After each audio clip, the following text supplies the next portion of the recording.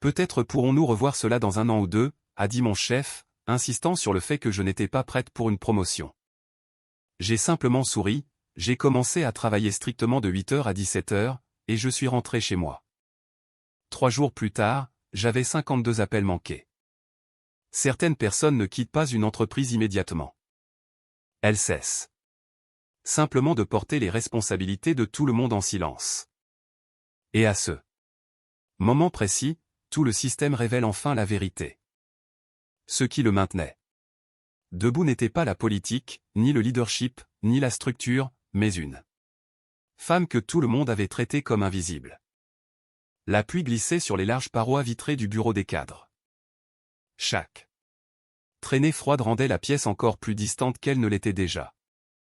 Adrian Cole était assis en face de moi, mon dossier de promotion sous sa main. Puis il le repoussa sur la table comme s'il contenait quelque chose de désagréable au lieu de 8 ans de ma vie. 8 ans à arriver avant le lever du soleil, à partir après l'équipe de nettoyage, à répondre aux messages professionnels après que ma fille soit allée se coucher, et à rester seule dans un bureau sombre pour anticiper les problèmes que personne d'autre ne soupçonnait. Tout cela avait été réduit à un mince dossier qu'il semblait à peine intéressé à lire.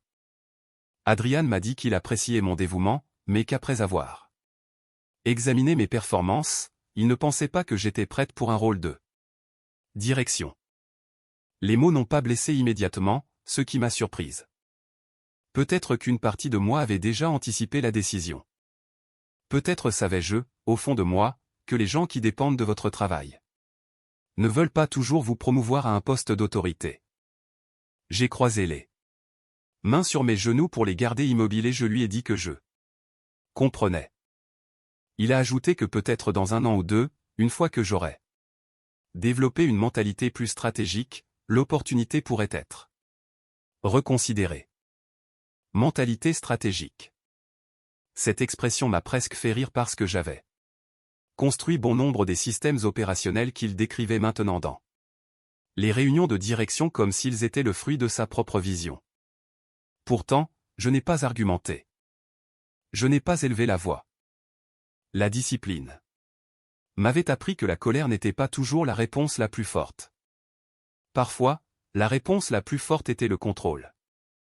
Je me suis levé, j'ai récupéré mon dossier et les remercié pour ses commentaires.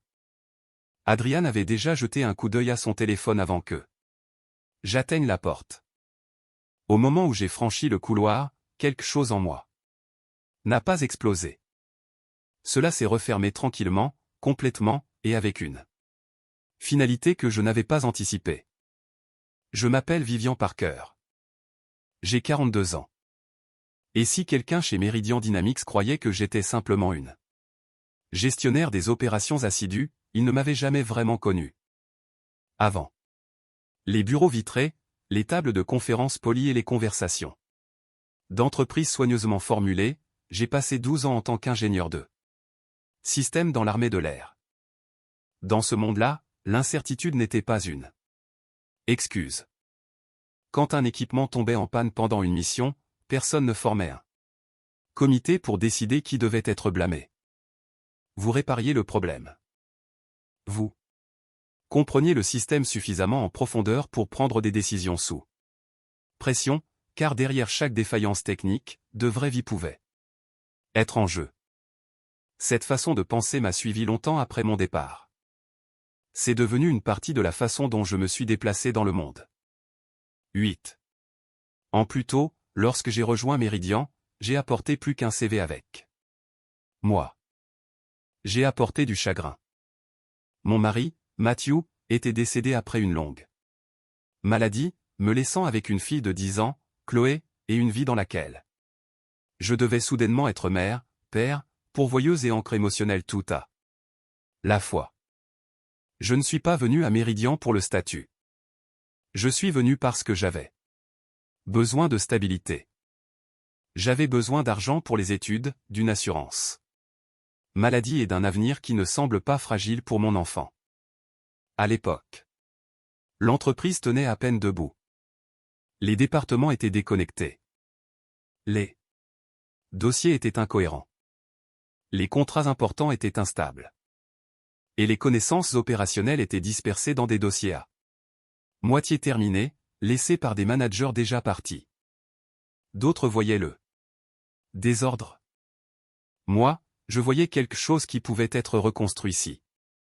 Quelqu'un d'assez patient était prêt à remettre les pièces en place. Je suis devenu cette personne, même si personne ne me l'avait formellement demandé.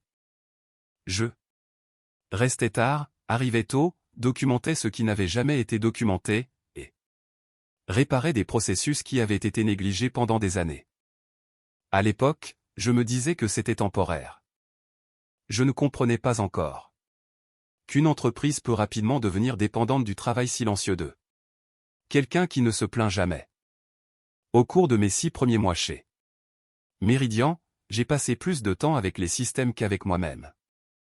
J'ai examiné d'anciens rapports jusqu'à ce que mes yeux brûlent, j'ai fait correspondre des dossiers clients égarés avec des fichiers techniques obsolètes. Et j'ai reconstruit des procédures que les managers précédents avaient abandonnées à mi-chemin. Certaines nuits, quand la plupart des bâtiments étaient devenus sombres, j'étais encore à mon bureau, connectant des pistes de données que d'autres supposaient définitivement perdues. J'ai créé des tableaux de suivi, des procédures de réponse, des plans d'urgence, des guides techniques et des points de contrôle. Des risques. Chaque pièce provenait de la discipline que j'avais apprise des années plus tôt. Ne jamais laisser un système dépendre de la chance. L'un de nos clients les plus importants était Blackstone Defense Systems, la pierre angulaire de notre portefeuille de contrats. Leur projet exigeait précision, cohérence et un niveau de compréhension technique bien au-delà de la gestion de surface. Je ne me contentais pas d'entretenir cette relation. J'ai appris chaque spécification. Je me suis souvenu de chaque ajustement et j'ai anticipé leurs besoins avant même que les demandes formelles n'arrivent. Quand quelque chose n'allait pas, ils n'appelaient pas l'entreprise en premier. Ils m'appelaient. Pourtant, lors des réunions de direction, l'histoire était différente. Adrian se tenait devant la pièce et parlait de stratégie opérationnelle tout en présentant des chiffres que j'avais passé des mois à stabiliser. Il décrivait des systèmes qu'il n'avait jamais personnellement réparés et des processus pour lesquels il n'avait jamais passé des heures supplémentaires à reconstruire. Je restais silencieuse parce que je croyais que les résultats parleraient d'eux-mêmes. Mais les résultats n'entrent pas dans une pièce pour nommer la personne qui les a créés. Les résultats peuvent être reconditionnés, poliés, transmis à quelqu'un avec un titre plus éloquent. Cette vérité est devenue impossible à ignorer après qu'Adrian ait refusé ma promotion. Si vous avez déjà eu votre travail tenu pour acquis, si vous avez déjà porté la responsabilité en silence pour ensuite être traité comme remplaçable, commentez le numéro 1 afin que je sache que vous comprenez aussi ce sentiment. Le matin après cette réunion, je suis resté assise dans ma voiture plus longtemps que d'habitude. Le parking devant Meridian ressemblait à ce qu'il était toujours. Les employés se dirigeaient vers l'entrée avec des tasses de café à la main et des sacs d'ordinateurs portables sur les épaules, encore à moitié endormis en passant par les portes tournantes. Mais pour moi, la scène était différente. Pendant des années, dès que je voyais ces portes, mon corps passait automatiquement en mode alerte. Je commençais à penser aux rapports de nuit, aux avertissements du système, aux anomalies mineures et aux petits problèmes techniques qui pouvaient devenir des défaillances coûteuses si personne ne les détectait tôt.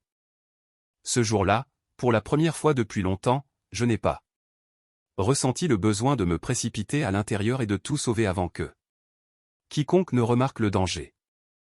J'ai respiré lentement, j'ai vérifié l'heure et je suis entré à exactement 8 heures du matin. Pas plus tôt. Je ne me suis pas arrêté à l'étage des opérations. Je n'ai pas vérifié les lignes de production. Je n'ai pas ouvert de rapport qui ne m'avait pas été attribué. Je suis allé directement à mon bureau, j'ai allumé mon ordinateur et j'ai ouvert uniquement les messages qui relevaient officiellement de mes responsabilités. Cela semble simple, mais pour moi, c'était une rébellion silencieuse. En milieu de matinée, j'ai entendu un bruit familier provenant de la ligne 3, une note sèche de grincement venant de l'unité hydraulique principale. Je connaissais ce son instantanément. Les roulements s'usaient, et si le problème n'était pas traité, l'unité pouvait tomber en panne en quelques heures. Normalement, j'aurais été debout avant même que quiconque ne fronce les sourcils. Cette fois, je n'ai pas bougé. J'ai ouvert le portail de maintenance.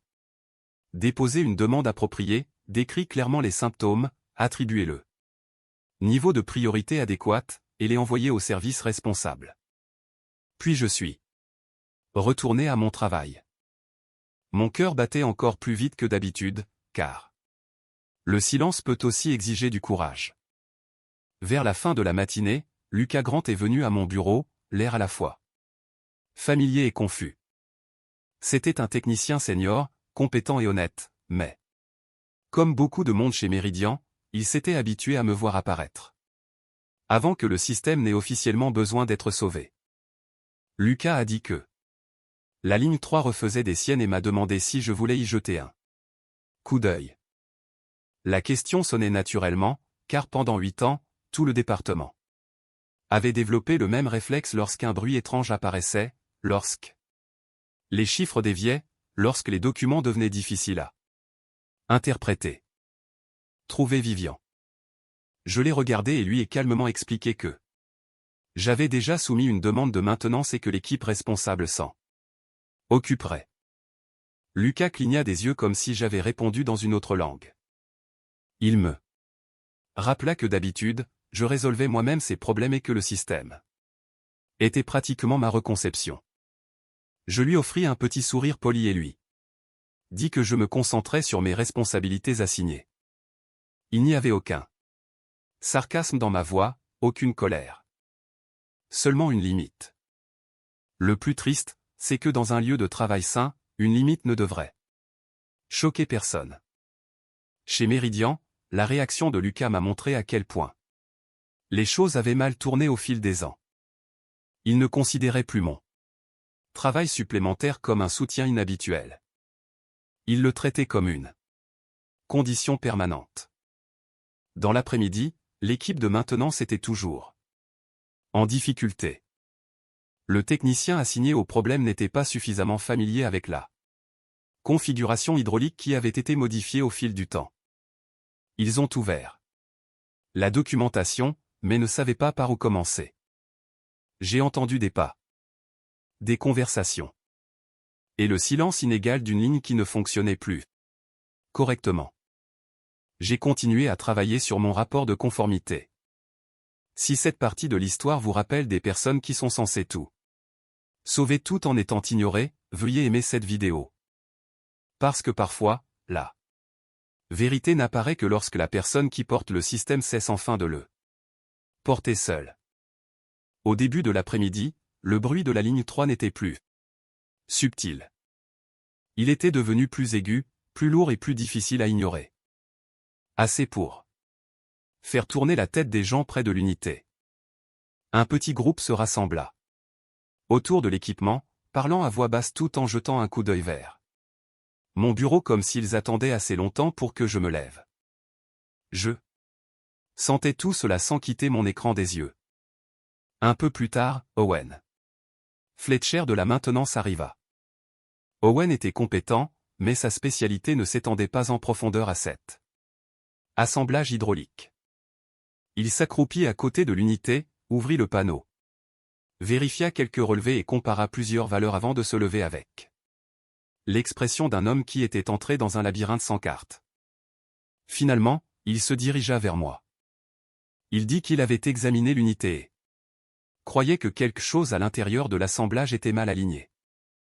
Puis, il m'a demandé si je pouvais lui expliquer. J'ai croisé son regard et j'ai gardé un ton professionnel. Je lui ai dit que le guide technique complet était disponible dans la documentation du système. Il a demandé quel document. J'ai légèrement tourné mon moniteur et j'ai ouvert le lecteur partagé. J'ai parcouru les dossiers un par un, archives des opérations, système d'équipement, unité hydraulique, puis le guide d'assemblage complet pour la ligne 3. Je l'avais créé après la dernière refonte majeure. Owen fixa l'écran un long moment. Je pouvais le voir submergé par la profondeur du matériel. Il me demanda si je pouvais juste lui montrer rapidement, disant que cela ne prendrait que quelques minutes. Je lui répondis que je comprenais, mais que j'avais un rapport de conformité à rendre cet après-midi, et que tout ce dont il avait besoin était déjà dans le manuel. Il hocha lentement la tête et s'éloigna. Je savais que le silence derrière lui n'était pas de la colère. C'était de la désorientation. Pour la première fois, le système était obligé de fonctionner sans le soutien caché de mon intervention automatique. Ce n'était pas de la cruauté.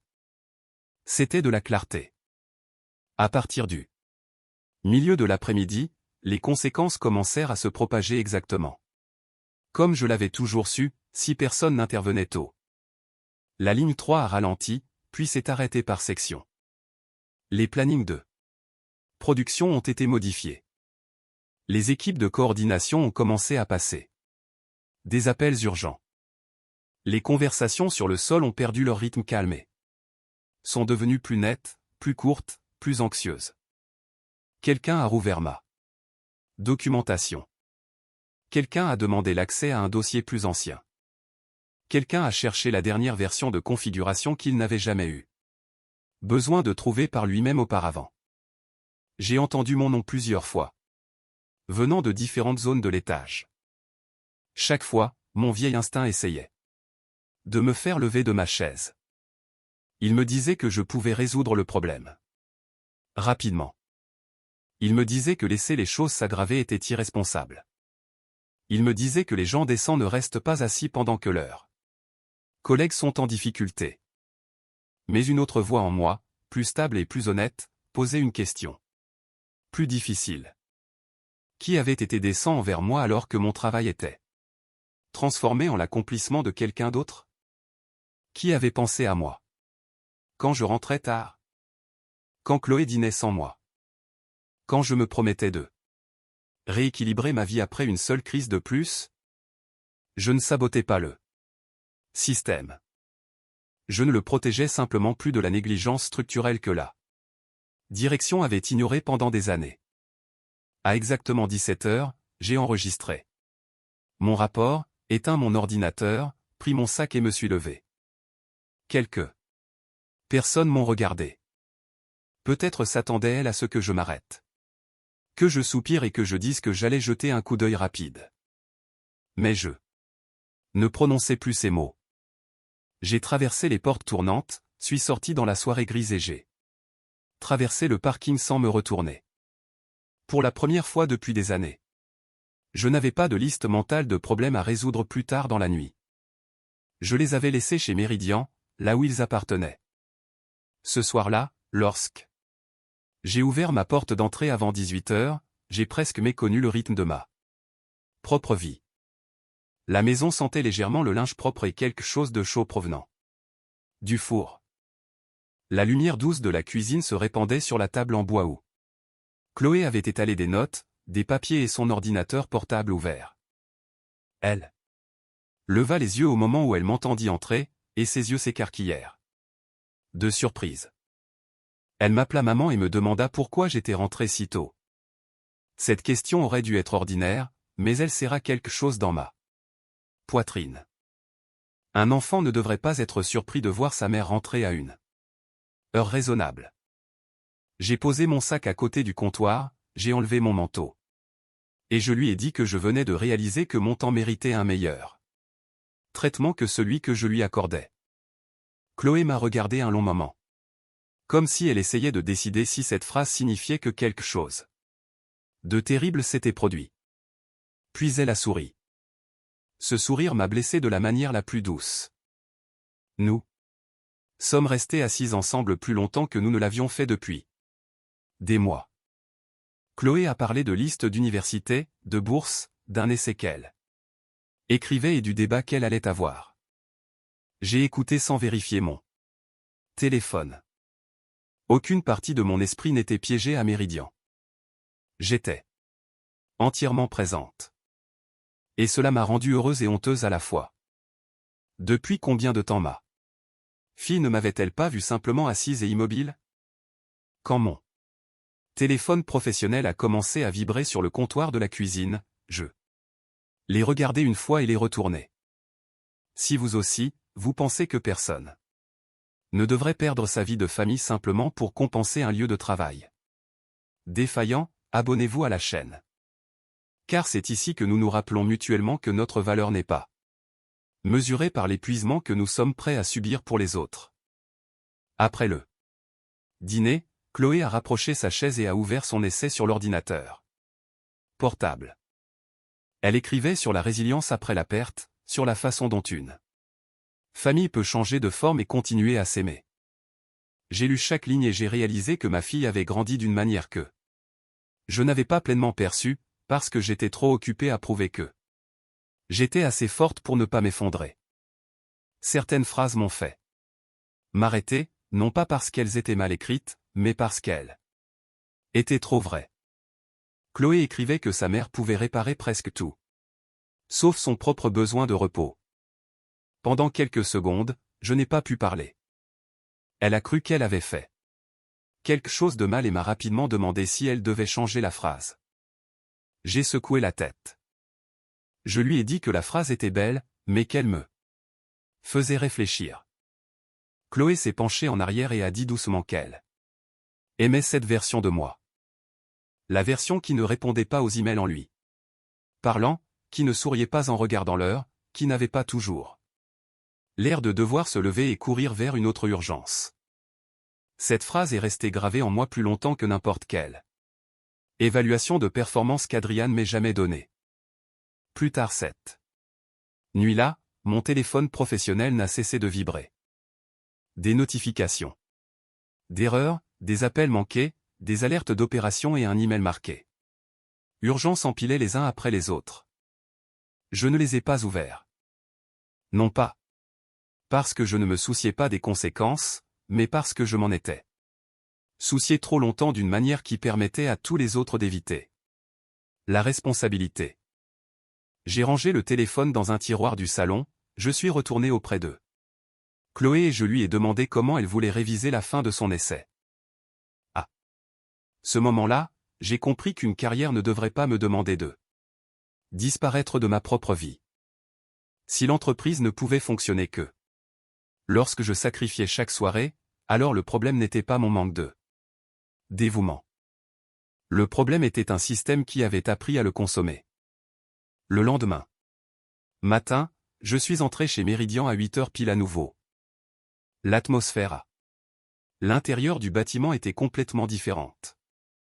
D'habitude, l'étage des opérations avait un rythme régulier, machine en marche, chaussures se déplaçant sur le béton poli, courts échanges entre les équipes et la confiance tranquille d'un système qui semblait savoir ce qu'il faisait.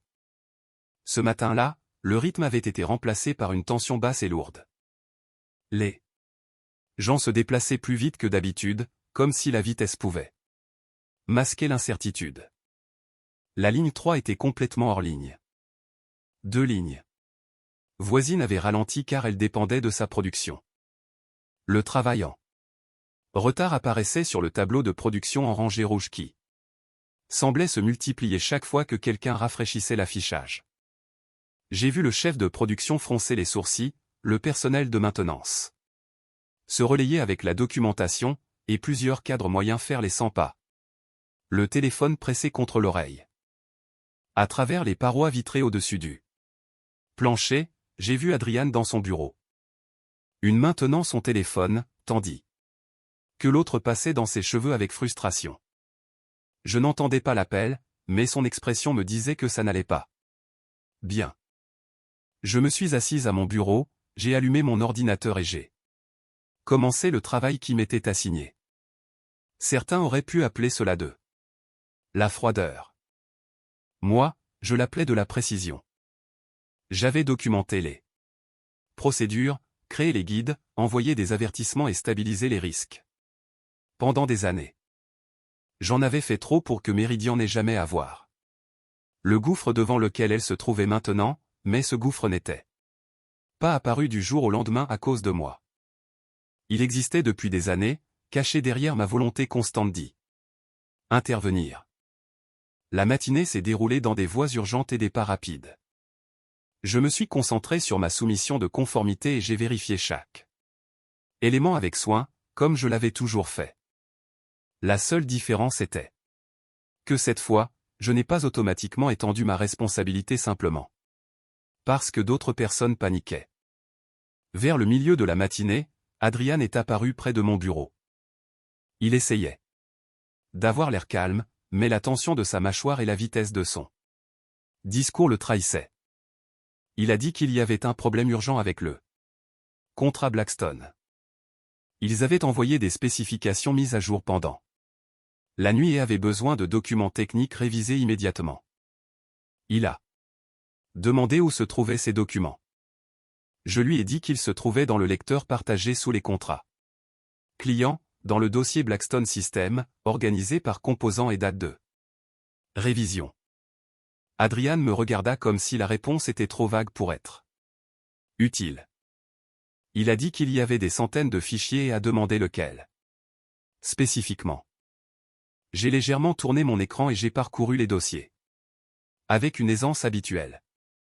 Le fichier principal était la documentation complète du système hydraulique Blackstone, incluant les configurations, les ajustements, les protocoles de conformité et l'historique des révisions. Adrian fixa les annexes, les tableaux de spécification, les notes de version et les références de calibrage. Pour la première fois, je le vis comprendre l'ampleur du travail qu'il avait auparavant présenté comme le simple produit d'une vision managériale. Il m'a demandé de gérer le problème directement parce que Blackstone attendait des réponses. J'ai regardé mon calendrier et lui ai dit que j'avais une soumission de conformité à rendre cet après-midi. Et qu'elle était également urgente. Adrian est resté silencieux un instant. Il y avait de l'irritation sur son visage, mais en dessous, il y avait autre chose, de la peur.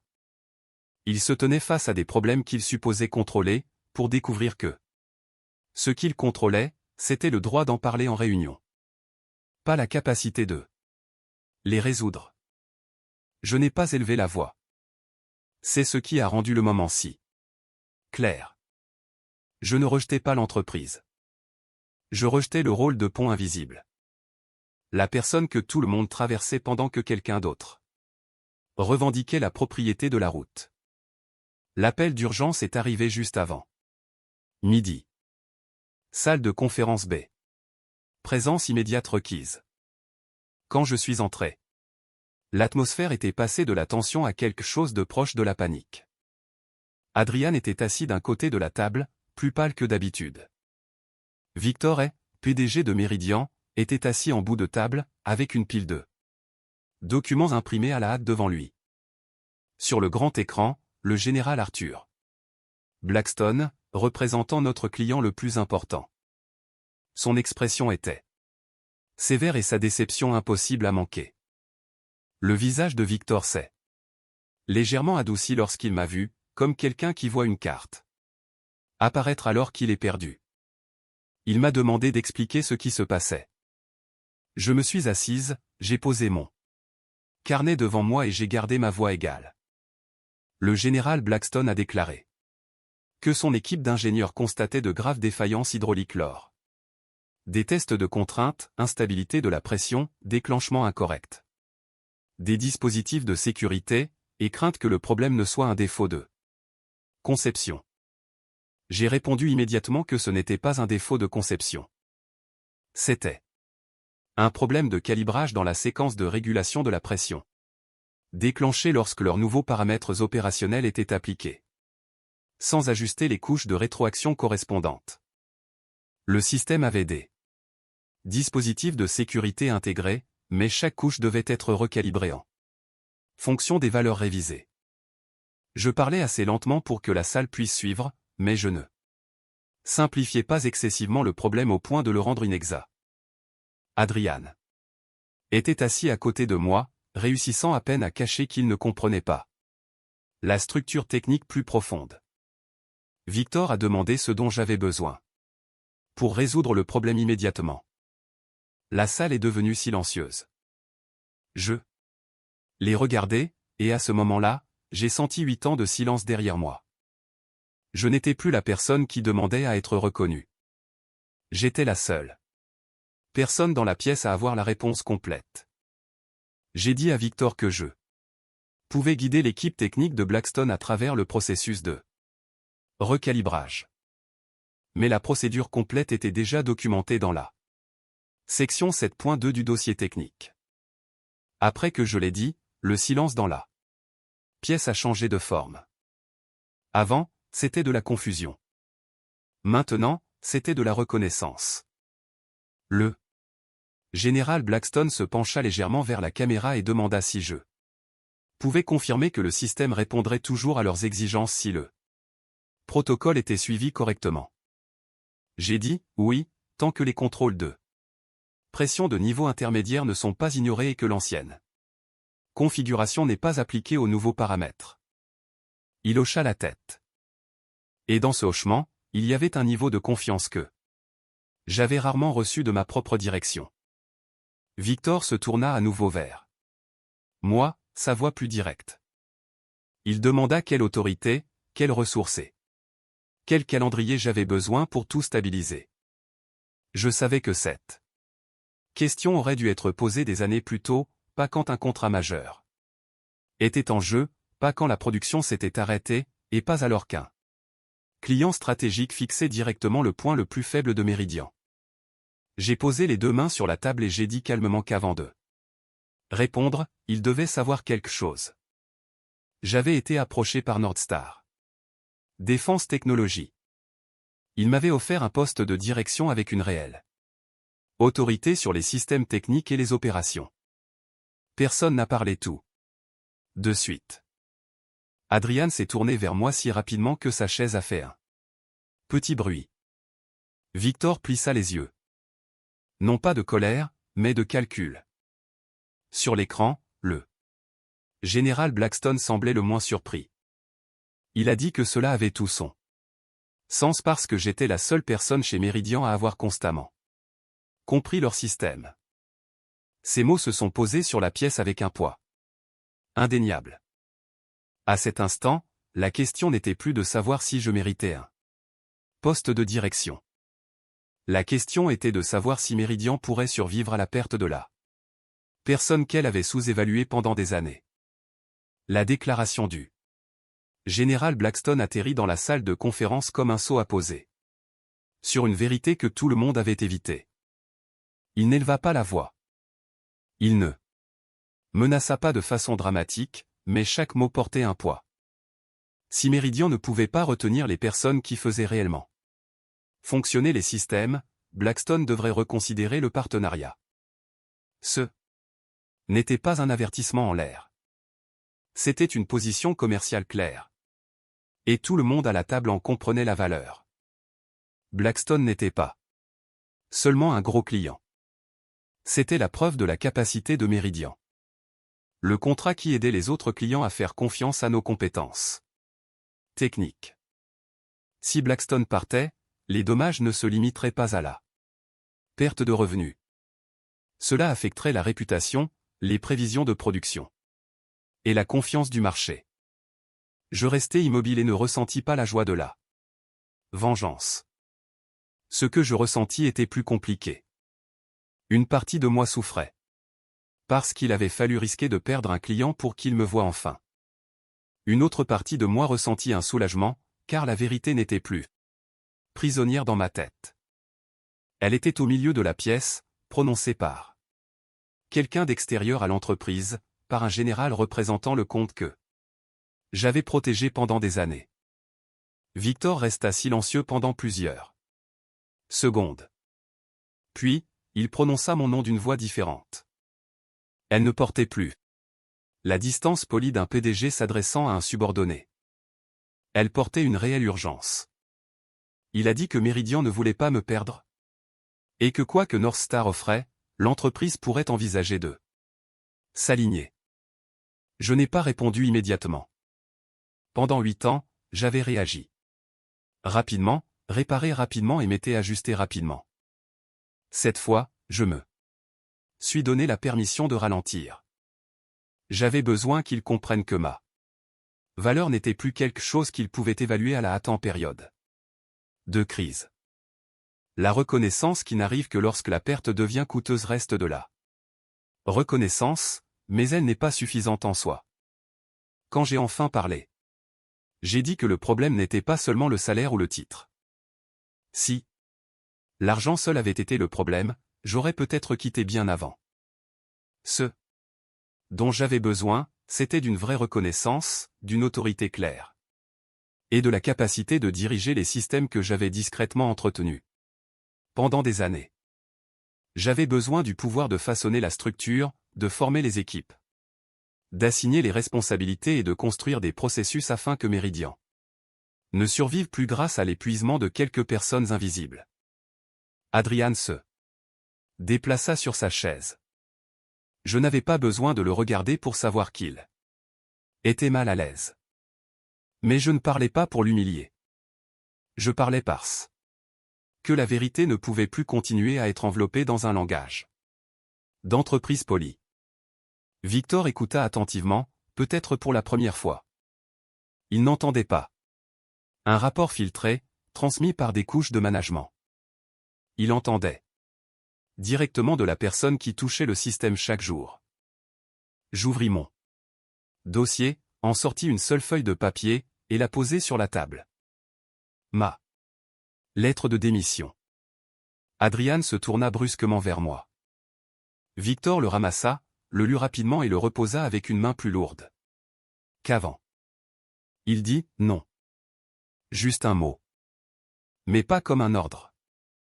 Cela ressemblait au réflexe de quelqu'un qui voit quelque chose qui ne peut pas être autorisé à se produire.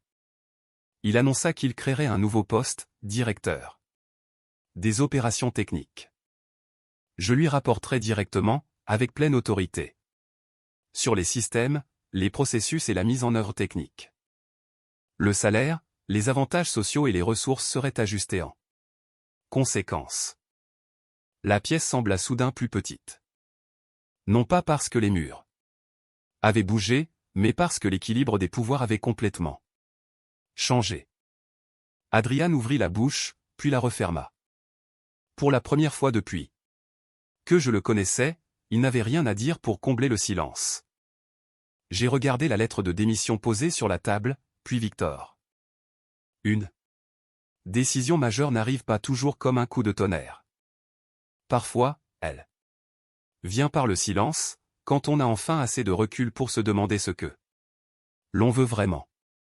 Je pouvais accepter l'offre de Northstar et partir, laissant Meridian faire face aux conséquences de tout ce qu'elle avait ignoré. Une partie de moi le voulait. Non pas parce que je haïssais qui que ce soit, mais parce que j'étais fatigué de prouver la même vérité encore et encore alors qu'elle aurait dû être évidente. Mais une autre partie de moi comprenait que le pouvoir n'existe pas seulement en partant. Parfois, il réside dans le fait de revenir dans un endroit qui vous a blessé, mais de refuser d'y revenir en tant que la même personne. J'ai dit à Victor que j'avais besoin de temps pour réfléchir. Il a immédiatement accepté. Le général Blackstone m'a permis de guider son équipe à travers le protocole de recalibrage, et je l'ai fait dans un cadre clairement défini, une session technique, de la documentation de référence, des étapes de vérification et une attribution de responsabilité. Fini de tout faire seul en silence pour que le rapport final puisse passer entre les mains de quelqu'un d'autre. Lorsque la réunion s'est terminée, je suis retourné à mon bureau et j'ai senti que le bâtiment me regardait différemment. Étrangement, je ne me sentais pas plus grande. J'avais l'impression d'avoir retrouvé ma taille réelle après des années à me rétrécir pour me fondre dans un endroit qui ne savait pas me voir. Cet après-midi-là, je suis toujours parti à l'heure. Personne n'a demandé pourquoi. Je suis rentré chez moi l'esprit pas exactement léger, mais plus clair qu'il ne l'avait été depuis des années. Je n'attendais plus que quelqu'un d'autre définissent ma valeur. Je décidais où la placer. Sous quelles conditions? Et derrière quelles limites? Ce week-end-là, Chloé et moi avons quitté la ville. Ce n'était pas un voyage luxueux, juste une virée vers un lac tranquille que nous nous étions promis de visiter depuis des mois. En chemin, j'ai éteint mon téléphone professionnel. Pas en mode silencieux. Pas face cachée sur la console comme une menace silencieuse. Complètement éteint. Tandis que nous passions des rangées d'arbres et que les bâtiments s'estompaient. Derrière nous, j'ai eu l'impression d'enlever une à une les couches de tension de mes épaules. Chloé était assise à côté de moi, choisissant de la musique, me racontant de petites histoires de l'école, puis se taisant en regardant la route. Au bord du lac, nous sommes restés assis sur un banc en bois pendant un long moment. Le vent balayait légèrement la surface de l'eau. Et pour la première fois depuis des jours, je ne pensais plus à la ligne 3, au contrat Blackstone. Ou au visage d'Adriane dans la salle de conférence. Je pensais à ma fille, à toutes ces années où elle avait appris à ne pas trop demander parce qu'elle savait que j'étais fatigué, au dîner où j'étais physiquement présente mais mentalement ailleurs, au fait qu'un titre, aussi important soit-il, ne pouvait pas devenir une excuse pour que je continue à disparaître de ma propre vie. Chloé m'a demandé si j'allais accepter le nouveau poste. Je lui ai dit que je ne savais pas encore. Elle a réfléchi un instant et a dit que je semblais différente, plus légère. J'ai souri et je lui ai dit que c'était peut-être parce que je comprenais ma propre valeur. Cette phrase n'était pas de l'arrogance. C'était une vérité tardive. J'avais autrefois cru que si je travaillais assez dur, les gens finiraient par le remarquer, mais le travail acharné ne protège personne d'être utilisé si cette personne n'a pas de limite. Au bord du lac, je n'ai pas décidé par peur de perdre une opportunité. J'ai décidé en fonction du genre de vie que je voulais que ma fille me voie construire. Le lundi matin, je suis entré dans le bureau de Victor, ma décision prise. Il m'a invité à m'asseoir et n'a pas perdu de temps en bavardage. Je lui ai dit que j'accepterais le rôle de directrice des opérations techniques. Mais que j'avais une condition. Victor haussa légèrement un sourcil et attendit. J'ai dit qu'Adriane devait rester. La surprise se lisait clairement sur son visage. Je pense qu'il s'était préparé à une demande de licenciement d'Adriane, de sa rétrogradation, de son transfert, ou du moins à une action publique pour montrer que l'entreprise était de mon côté. Mais je n'avais pas besoin de vengeance déguisée en justice. J'ai dit à Victor que remplacer Adriane ne résoudrait pas le système si les vieilles habitudes de fonctionnement restaient intactes. Une autre personne pourrait s'asseoir à sa place et répéter le même schéma, s'attribuer le mérite, transférer la responsabilité, éviter de rendre des comptes et compter sur des travailleurs silencieux pour porter le fardeau. Si Méridian voulait vraiment changer, l'entreprise avait besoin de structure. Elle avait besoin d'une autorité claire. Elle avait besoin de formations croisées. Elle avait besoin d'une documentation qui n'était pas seulement stockée, mais réellement utilisée. Elle avait besoin d'évaluations de performance basées sur une contribution réelle, et non pas simplement sur la personne qui se présentait avec le plus de confiance dans une salle de conférence. Victor resta silencieux pendant quelques secondes, puis demanda si j'étais certaine. J'ai dit que oui, non pas parce que je pardonnais facilement, mais parce que je ne voulais pas construire mon avenir en réaction à la douleur. Adriane devrait apprendre, prendre ses responsabilités et travailler au sein d'une structure où la contribution ne pourrait plus être cachée si facilement. C'était ça le changement. C'était ça que je voulais. Quand j'ai quitté le bureau de Victor, je savais que ce choix serait plus difficile que de partir. Mais pour la première fois, la difficulté ne venait pas d'être sous-évaluée. Elle venait du fait d'avoir l'autorité de remodeler le système même qui m'avait épuisé. 3 mois plus tard, Méridian ne ressemblait plus à la même entreprise. Le changement ne s'est pas produit par des slogans sur les muraux. Un long email inspirant de la direction. Cela est passé par une sculpture très spécifique. Des actions très pratiques. Très nécessaires. Chaque processus critique a été examiné. La documentation ne restait plus dans une archive comme une boîte poussiéreuse que seul moi savais ouvrir. Les équipes étaient tenues d'accéder, de lire, de mettre à jour et de s'approprier leur section. Les systèmes qui dépendaient autrefois de ma mémoire ont été transformés en programmes de formation croisés. Personne n'avait le droit de dire « seul Vivian sait ça » et d'utiliser cette phrase comme excuse pour ignorer le problème. J'ai créé des revues de risque régulières, établi des points de contrôle avant que de petits problèmes ne deviennent des crises, et exigé que les rapports identifient à la fois la personne qui présentait et les personnes qui contribuaient. Au début, il y a eu de la résistance. Certaines personnes s'étaient habituées à être secourues en silence par moi. Alors, la nouvelle structure semblait être un fardeau. Mais je n'ai pas faibli à l'ancienne. J'ai expliqué, guidé, puis maintenu la norme. Adrian est resté dans l'entreprise. Il n'est pas devenu une personne différente du jour au lendemain. Mais sous la nouvelle structure, il ne pouvait plus se tenir devant une réunion et parler comme si chaque succès lui était tombé naturellement entre les mains. Il a dû apprendre les systèmes, poser les bonnes questions aux bonnes personnes et reconnaître les bonnes sources. Le contrat Blackstone a non seulement été conservé, il s'est étendu. Le général Blackstone a dit à Victor qu'il appréciait le fait que Meridian fonctionnait enfin selon un modèle plus durable. Entendre. Cela m'a apporté la paix. Non pas parce que j'avais été loué, mais parce que, pour la première fois, le système n'exigeait plus qu'une femme disparaissant coulisses pour que tout semble parfait. Je travaillais toujours sérieusement.